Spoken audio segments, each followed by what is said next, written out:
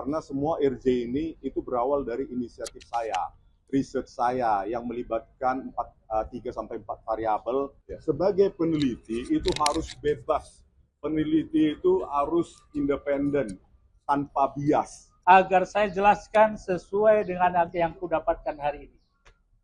Sudah di tangan saya, sejujurnya. Sudah ditandatangan dan sudah diserahkan ya? Aku tidak mau tanya, pokoknya udah di tangan saya. Artinya apa? Ya. Dan kita melihat bahwasannya dengan adanya KUHP baru itu yang mengedepankan yang namanya restoratif justice ini sudah terpenuhi dengan baik. Ya.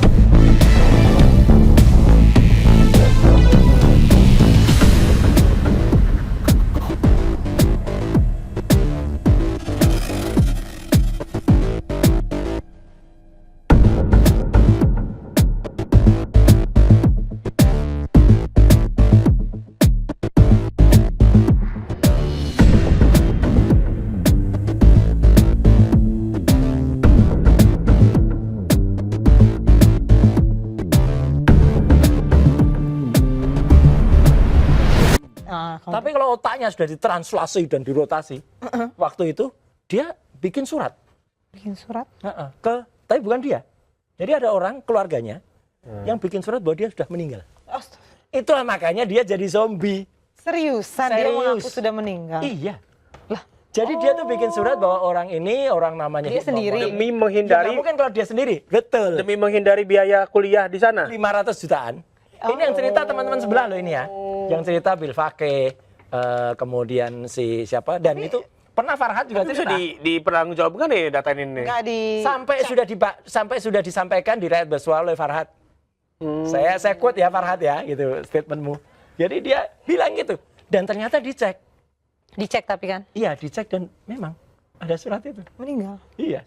Nah, jadi dia nggak perlu bayar beasiswa itu, karena dia nggak meninggal itu kan. Ya, nah, ternyata heboh setelah kasus ini.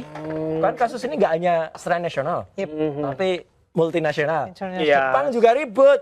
Ternyata orang ini kok hidup lagi gitu loh gitu. Nah, kalau orang hidup lagi itu apa? Zombie.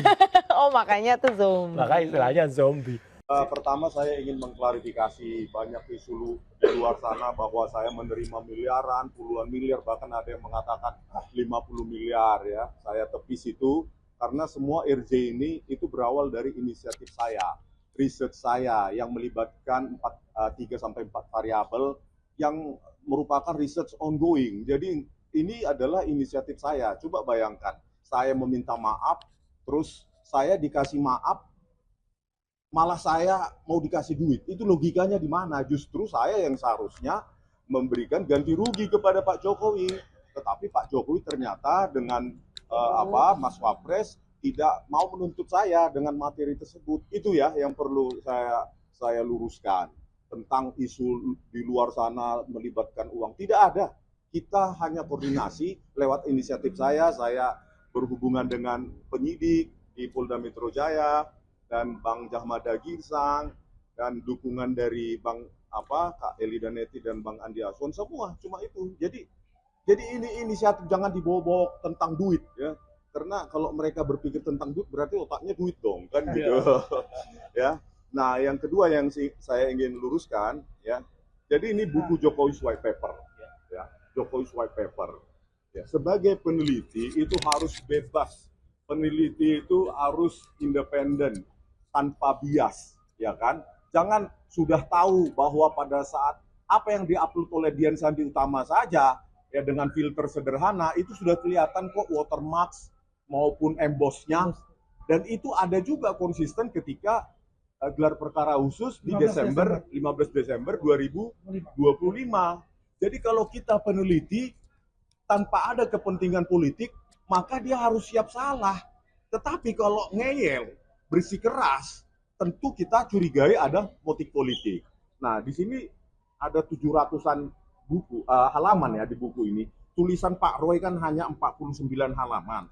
Nah, inilah yang saya katakan ya, 49 halaman ini yang pertama, inilah yang merupakan tulisan Pak Roy Suryo di mana di dalamnya tidak ada ilmiah sama sekali. Kalau kita lihat jejak digital atau jejak penulisan buku ataupun jurnal Pak Roy Suryo kan memang nggak ada.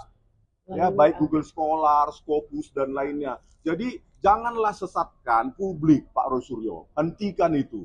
Di dalam 49 halaman itu tidak ada juga 99,9% palsu itu, tidak ada variabel, tidak ada pengukuran, tidak ada metode apapun. Jadi itu jangan sesatkan publik ya bahwa Anda itu seolah-olah menyatakan kebenaran. Tetapi kalau Anda bersikeras, ya sudah kita jumpa di pengadilan. Tetapi saya tantang selalu ya pihak sebelah, coba berikan ini 49 halaman ini kepada para ahli lain yang independen. Apakah ini ilmiah tulisannya Pak Roy Suryo atau apakah ini hanya peneliti politisi yang mengaku-ngaku peneliti? Ini yang paling bahaya. Kalau saya saja yang mendalami sebanyak 400 halaman, 80 halaman ini aja bisa mengaku salah. Dan itu bisa kita verifikasi nanti dengan ahli-ahli lain. Kenapa mereka bersikeras? Makanya saya bilang ya, kalau ini memang mau dilakukan, mau diteruskan ya, hoax 99,9% palsu ini, maka saya duga ini ada motif politik yang sangat kuat. Karena 49 halaman ini kan nggak ada ilmiahnya. Tidak ada ilmiahnya sama sekali. Rekan-rekan wartawan bisa membaca atau memberikan kepada ahli lain yang independen. Ya, di sini banyak ahli di Jakarta ini dari UI, universitas swasta yang lain. Berikan aja nih 49 halaman ini. Apakah Roy Suryo itu ilmiah? Atau cuma jargon-jargon 99,9% yang sekarang bahayanya itu dipercaya publik loh. Dari TV ke TV bisa 2-3 kali sehari dia menyatakan jargon itu terus tanpa pernah diverifikasi oleh ahli lain. Ya, sementara saya siap untuk mengkoreksi ini. Karena apa? Kebenaran ilmiah itu harus dipertanggungjawabkan bukan hanya kepada korban ya, keluarga korban, Pak Jokowi dan keluarga, tetapi juga kepada publik. Ini pembelajaran supaya hasil ilmiah ini lagi nanti jangan dipolitisir. Jangan dipolitisasi semena-mena bahwa ketika Anda mengkoreksi hasil penelitian Anda, langsung mereka berlomba-lomba melabel pengkhianat tanpa ada penjelasan metodologi ilmiah apapun, langsung dilabel. Apalagi ada tuduhan-tuduhan dapat duit puluhan miliar sampai 50 miliar. Itu sangat tidak bertanggung jawab ya. Terus kemudian ini Dokter Tipa 160 halaman. Biarkan dia mempertanggungjawabkan ya, karena ini bukan bidang saya. Tentu yang menilai adalah ahli lain ya, neuropolitika atau neuroscience. Tetapi ya yang pasti ini 480 halaman tulisan saya. Ini Bu Tipa, ini akan dinilai oleh ahli lain apakah ilmiah atau tidak.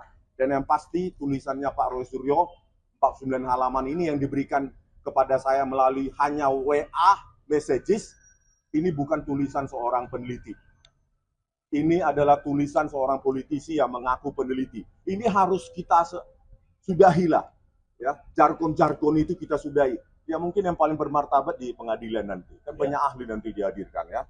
Kalau saya ya nggak tahu apa yang diminta. Oleh karena itu, rekan-rekan ya media, hati-hatilah ketika Anda mengundang narasumber dengan jargon-jargon 99,9%, seharusnya kalian sebagai televisi ataupun media yang netral, itu tanyakan kepada ahli lain, berikan tulisannya Pak Rosuryo, baru adu mereka, gitu loh. Apakah itu ilmiah? Jangan diterima begitu saja, karena apa? Itu kebohongan publik yang diulang-ulang ribuan kali, seolah-olah itu menjadi kebenaran. Kan begitu, ya, gitu. Gak sempet baca? Dengerin aja, klik icon text to speech di okezone.com.